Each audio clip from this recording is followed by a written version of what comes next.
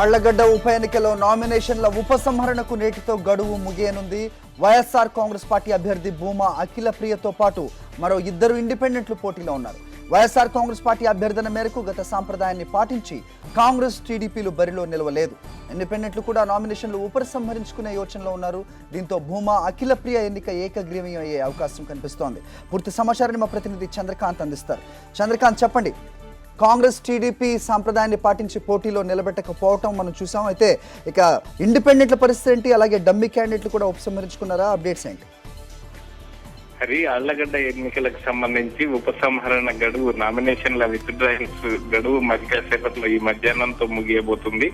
YSR Congress party అభ్యర్థిగా భూమా అఖిల ప్రియ బరిలో ఉన్నారు. ఆమెతో పాటు మరో ఇద్దరు ఇండిపెండెంట్లు కూడా ఆళ్లగడ్డ ఎన్నికలకు సంబంధించి నామినేషన్లు వేయడం జరిగింది. అయితే ప్రధాన పార్టీలైన టీడీపీ కానీ కాంగ్రెస్ కానీ గత సాంప్రదాయాన్ని అనుసరించి ఈ ఎన్నికల్లో పోటీ నిలబెట్టలేదు. వైఎస్ఆర్ కాంగ్రెస్ పార్టీ ఇప్పటికీ ఆ రెండు పార్టీలని కూడా కోరడం జరిగింది. గతంలో కూడా నందిగామ ఉప ఎన్నికల్లో వైఎస్ఆర్సీపీ అభ్యర్థిని నిలపలేదు కాబట్టి ఖచ్చితంగా ఆళ్లగడ్డలో కూడా వైఎస్ఆర్ కాంగ్రెస్ పార్టీ ఎమ్మెల్యే ఉన్న శోభా నాగిరెడ్డి మరణించిన తర్వాత ఆ ఎన్నికల్లో ఆమె కుమార్తె పోటీ చేస్తున్నారు కాబట్టి పోటీ చేయొద్దని చెప్పి వైఎస్ఆర్ కాంగ్రెస్ పార్టీ రెండు పార్టీలని, టీడీపీ కాంగ్రెస్ ని కోరడం జరిగింది. ఈ నేపథ్యంలో ఆ రెండు పార్టీలు కూడా గత సాంప్రదాయాన్ని అనుసరించి బరిలో నిలపలేదు. ఈ నేపథ్యంలో ఇండిపెండెంట్స్ 6 నామినేషన్లు వేసినప్పటికీ స్క్రూటినీలో, నామినేషన్ల పరిశీలనలో కొన్ని నామినేషన్లన్నీ కూడా రిజెక్ట్ అవ్వడం జరిగింది. ప్రస్తుతం ఈ రోజు ఉపసంహరణకు సంబంధించి మధ్యాహ్నంతో గడువు ముగియబోతుంది. ఈ నేపథ్యంలో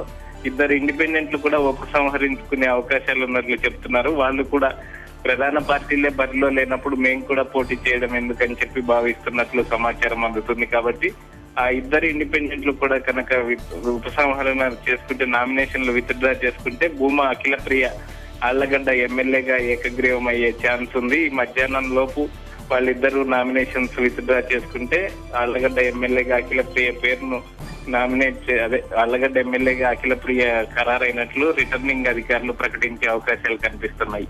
హరి, ఓకే చంద్ర.